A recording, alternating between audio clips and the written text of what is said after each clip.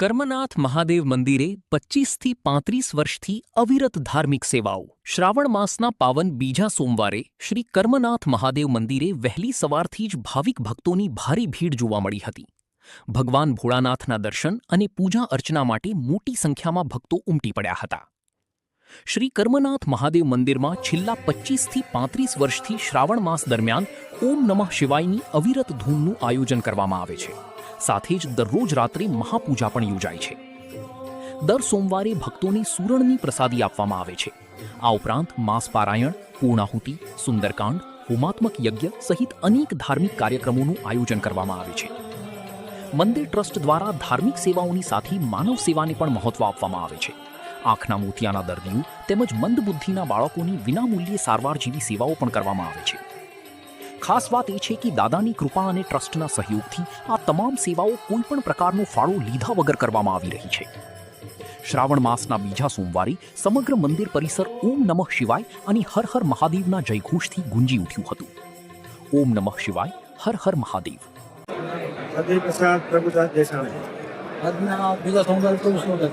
આજે સોમવાર છે પવિત્ર અને આજે અમારા કર્મનાથ મહાદેવમાં આજે પરંપરા 25, 30, 35 વર્ષથી ચાલી આવે છે। એ પ્રમાણે રોજે ઓમ નમઃ શિવાયની ધૂન બોલવામાં આવે છે। ગમે તે કલાકાર આવે, નાનો મોટો કોઈ પણ, અમે અહીંયા બોર્ડ મારેલું છે એટલે એમને ઓમ નમઃ શિવાયનો જાપ જ જપવામાં આવે છે। અને આજે જો આજે કમસે કમ 40થી 50,000 માણસો આજે આવે પ્રસાદી આવે, દરેકને સૂર્યની પ્રસાદી આપવામાં આવે છે। આજે 250 મણ સુરણ ત્યાં બધી વસ્તુ એટલી લાવી અને કમસે કમ 250 મણ પ્રસાદ થાય બધાને આપવામાં। અને અમારી વ્યવસ્થા અમારા જે સ્વયંસેવકો છે 100-150થી એનો બહુ જ સુંદર ફાળો છે। અને અમારા trustee managing director Limbabhai Chaudhani, Jayantibhai Ramoliya, આ બધાનો ડીકેભાઈ ટીકાણી, બધાનો સહયોગ બહુ રહેશે આમાં।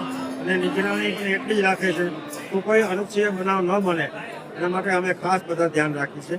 અને અમારી ટીમ અહીં અમે 4-5 જણા છીએ, ચંદુભાઈ છે, ભરતભાઈ છે, પટેલા છે, આ બધા અમે અહીંયા ધૂનની વ્યવસ્થા કરીએ છીએ કે કોઈને કાંઈ દુઃખ ન લાગે, કોઈને કાંઈ અનુચ્છેદ બનાવ ન બને એ માટે અમે 10-15 છોકરાઓ ઊભા રાખીએ છીએ। આના વિશે લોકોને શું સંદેશ આપો?